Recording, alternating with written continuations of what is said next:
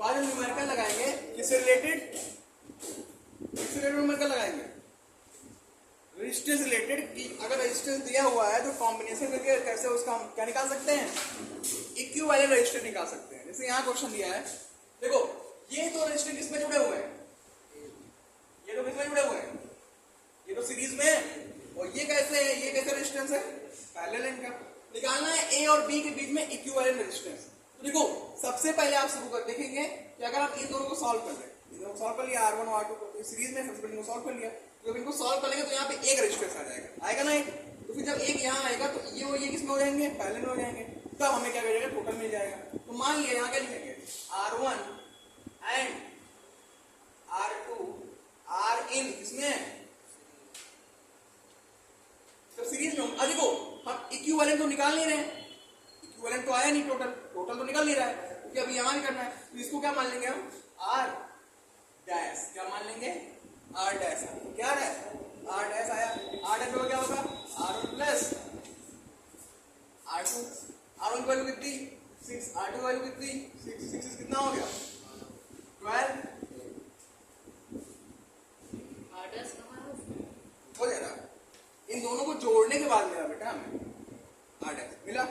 अच्छा जब ये दोनों जुड़ जाएंगे तो कुछ फिगर ऐसा बनेगा कि नहीं बनेगा,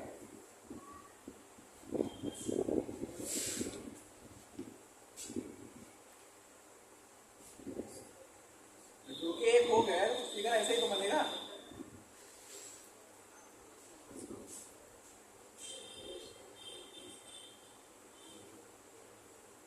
ये ऐसे तो फिगर बनेगा, क्योंकि दोनों जुड़ के एक हो गए, क्या फिगर ऐसे तो बना फिगर, फिगर क्या, अच्छा ठीक है, जब ये दोनों जुड़े तो आया कितना 12, तो इसकी वैल्यू क्या हो जाएगी R डैश बराबर,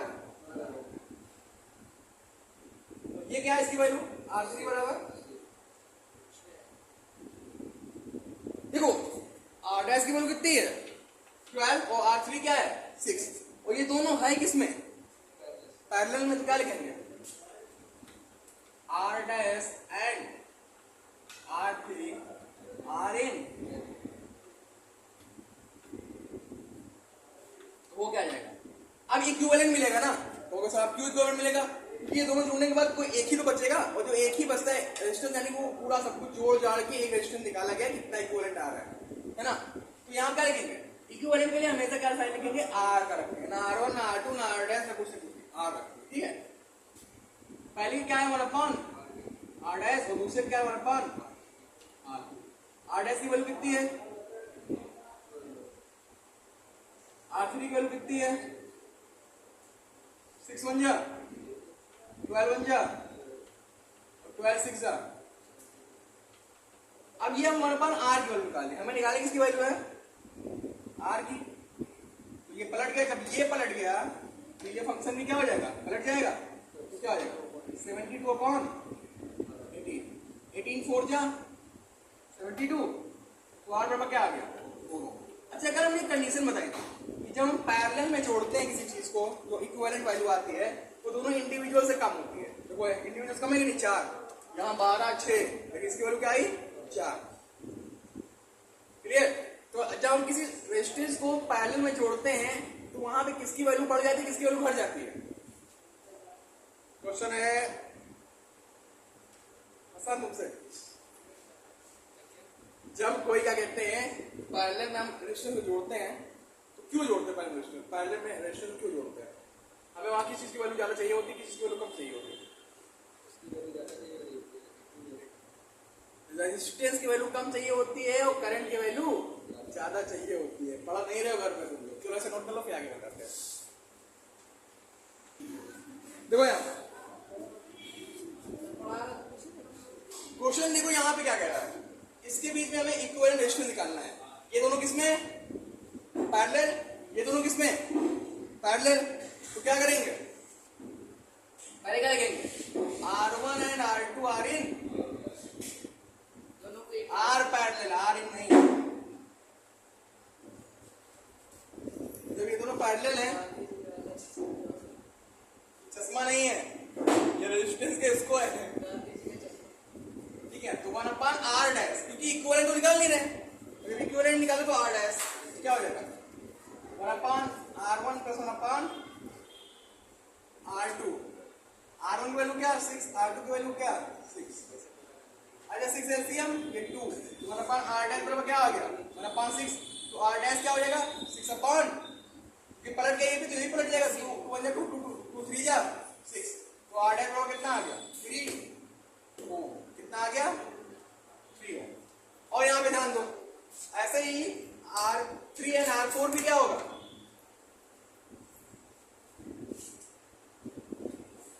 ये भी पैरेलल है।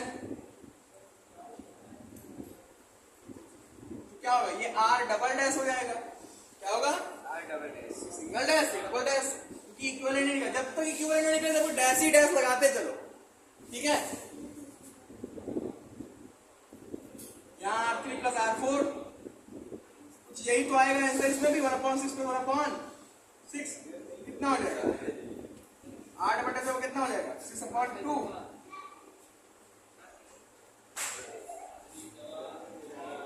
अब देखो जब इसको जोड़ दिया और इसको हमने जोड़ दिया, जब इसको एक कर दिया इसको एक कर दिया, तो नया फिगर कैसे बनेगा, कुछ ऐसे ही तो बनेगा।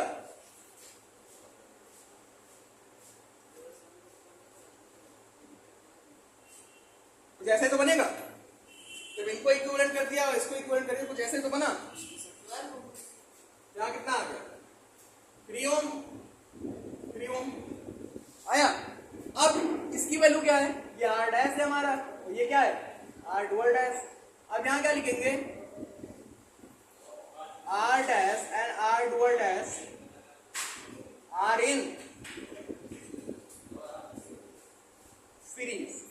तो ये सीरीज में है तो ये हो गया इक्विवेलेंट, यानी R dash plus R double dash, तो 3 प्लस 3 यानी 6 इक्विवेलेंट कितना आ गया 6। नोट कर लो इसे फिर आगे बताएं। Listen everyone, the question number second is कह रहा है कि 3 रेजिस्टेंस दिया है, मतलब R1 R2 and R3। 3 resistance है क्या R1 R2 एंड R3, ठीक है।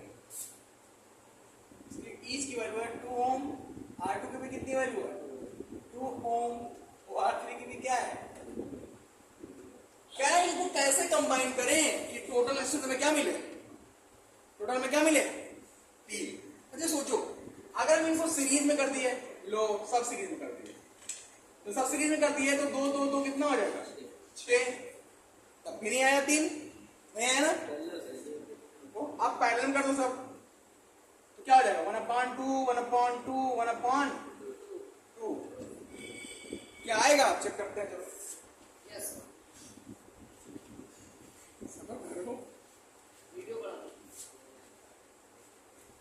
तो 1/3/2 आ गया, यानी R बराबर क्या हो जाएगा 2/3।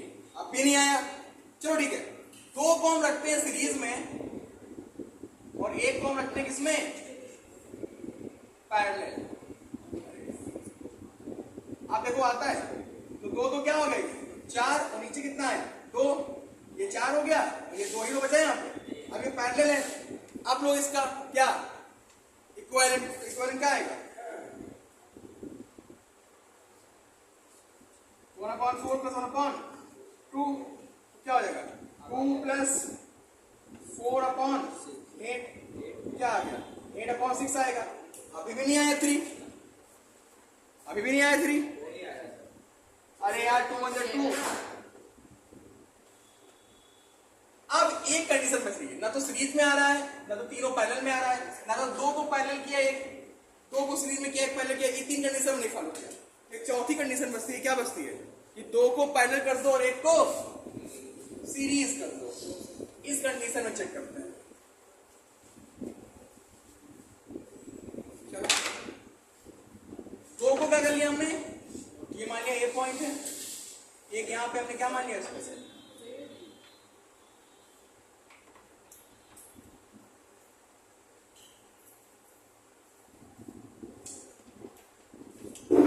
कुछ ऐसा फिगर बना लिया हमने, ठीक है।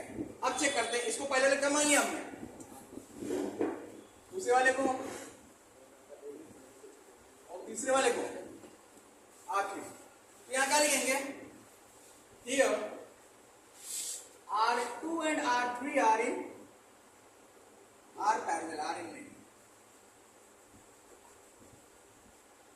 क्या निकलेगा, आर डैश निकलेगा, क्योंकि इक्वल तो निकाल नहीं रहे। 1/2 प्लस 1/2 कितना आ गया, 2/2 आ गया। तो आर डैश का वैल्यू क्या आएगा, 2/2 ही आएगा। उसकी वैल्यू कितनी आ गई, 1। आर डैश की वैल्यू कितनी आ गई, 1 ओम आई। तो इसका नया फिगर कैसे बनेगा, कुछ ऐसे बनेगा।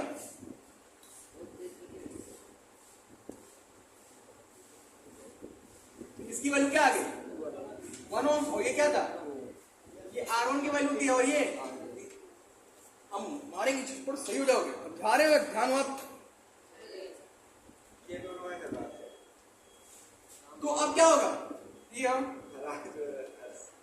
R1 and R dash are in series, equivalent R और क्या हो जाएगा, R1 plus R dash, R1 plus 2 R dash plus 1 कितना आ गया, 3 ओम आ गया। तो पूछेगा क्या कॉम्बिनेशन होगा, तो एक रेजिस्टेंस को हम पैरेलल, दो रेजिस्टेंस को पैरेलल में एक को सीरीज में जोड़ दें तो मिल जाएगा। कह रहा फिगर बनाओ, तो फिगर ये वाला बना देना।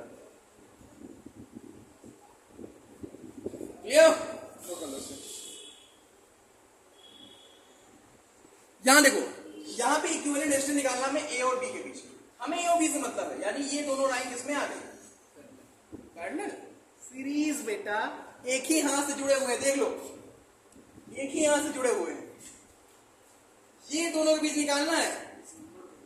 इसीलिए एक ही, अगर इसको थोड़ा सा यहां थोड़ा दो, तो अगर इसको सीधा कर दो क्या हो जाएगा, एंड टू एंड हो जाएगा कि नहीं हो जाएगा। तो R1 और R2 किसमें हो गए,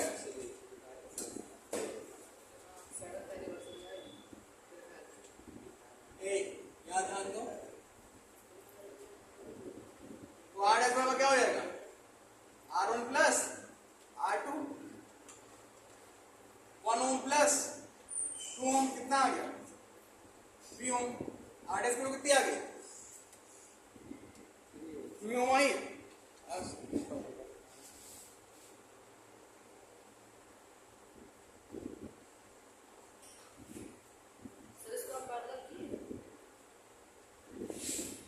अभी जोड़ने पर तो ऐसा ही तो हो जाएगा। ये कितना आया, तो ये कितना है, 1.5 ओम। अब ये दोनों क्या हो गए, पैरेलल हो गए। ये क्या है, R डैश और ये R3। तो R dash and R3 are in are parallel, are in यार, आर इन कहाँ निकलता रहता है।